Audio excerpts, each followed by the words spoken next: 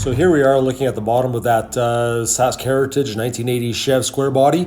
And one of the things we noticed that the floor was actually in really good shape, so we sent it out for sandblasting. And the front cab braces, which is typically totally rotted out here in Saskatchewan, they were solid as a rock, so it was very much a good candidate just to leave it as it is and not do the full floor replacement like we did on a previous square body that we had a short on this channel. So as we come around, we did have to put a lower kick panel in on the inside, and that was squeeze typed in. We have a little bit more squeeze typing to do. There was just a little bit of rot on the floorboards, quite easily patched. We had one hole in the floorboard under the brace, and there it is. We were able to weld that in, but nice, easy little patch, nothing to worry about. But the rest of the floor came out really, really straight, solid. So as we come around the side, you'll see the black epoxy where that patch was finished welded in. So that's all said and done. Then as we get to the driver's side, there was a little bit bigger patch that we had to put into the floorboard, quite easily made by hand. Had to put another kick panel in, and typical for these trucks, a little bit of a floorboard patch, but nothing too out of the ordinary. The students now have the rocker panels pre-cut. In this case, they opted to weld them to the inner cab brace. So I'm interested to see how that's going to work. We have to put the doors on, make sure they're aligned. We're going to get the cab upright, and then we're getting ready to weld the cab corners and rockers in, put the outer cab corner on, a little bit of bodywork. And this is going to be a great truck for a good paint job. On that side, you can see that we put that whole kick panel in. Right, yep. And what needs to be done yet, and it can happen, we're going to reach through with the squeeze type welder through the vent hole. Oh yeah. And we can squeeze type and weld all the inner pieces, so it's going to look exactly like factory. Awesome. So those pieces are put in. We had to do a little bit of patching on the floorboard, and if we go right here, like there was just a wee little patch here. Yeah. On the driver's side, it was a little bit bigger, but really nothing to cry wolf over. No. So that piece is in, and now the students are getting ready to put in rocker panels, cab corners, and inner cab corners.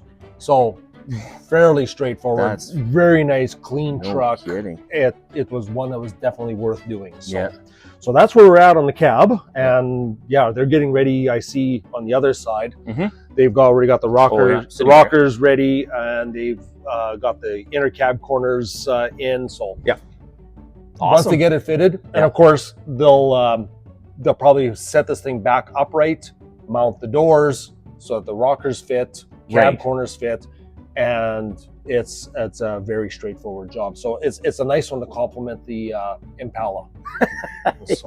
So that's where we're at on the cab. Cool. Now this customer spent a lot of time searching, scrounging, doing what he could, because he wanted this truck to have as much GM sheet metal on it.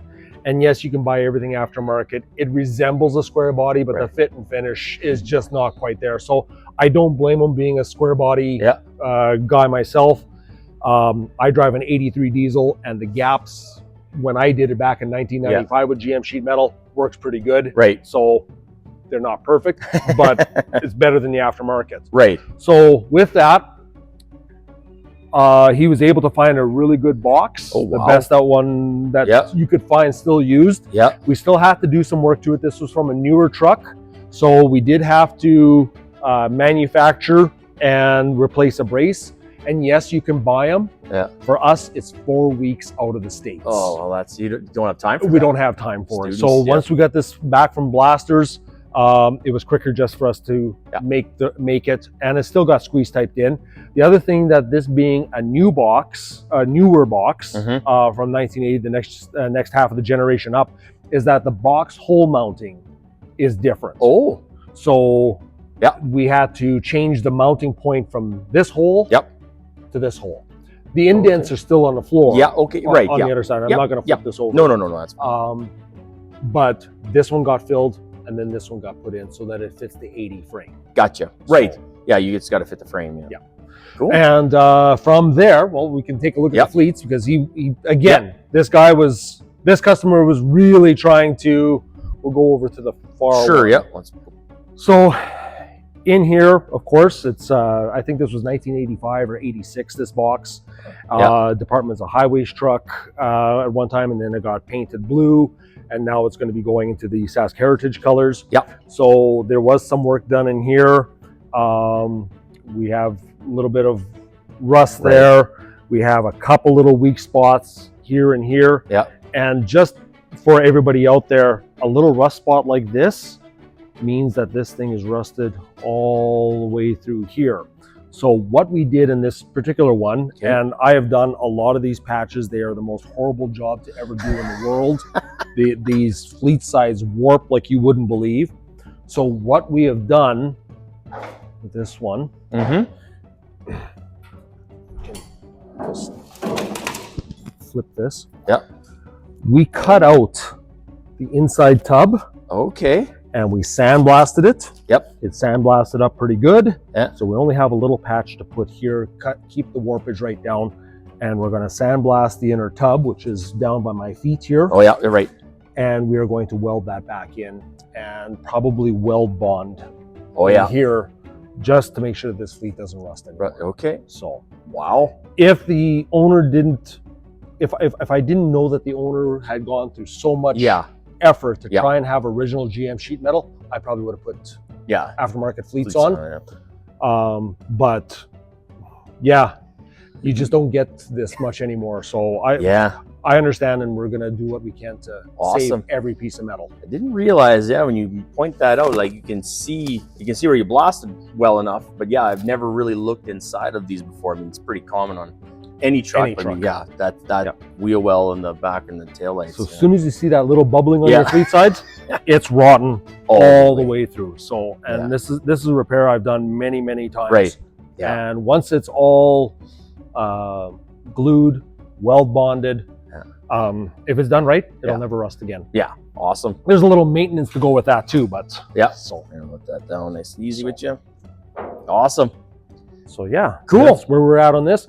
Fenders, doors are all body worked. They're getting ready to go paint.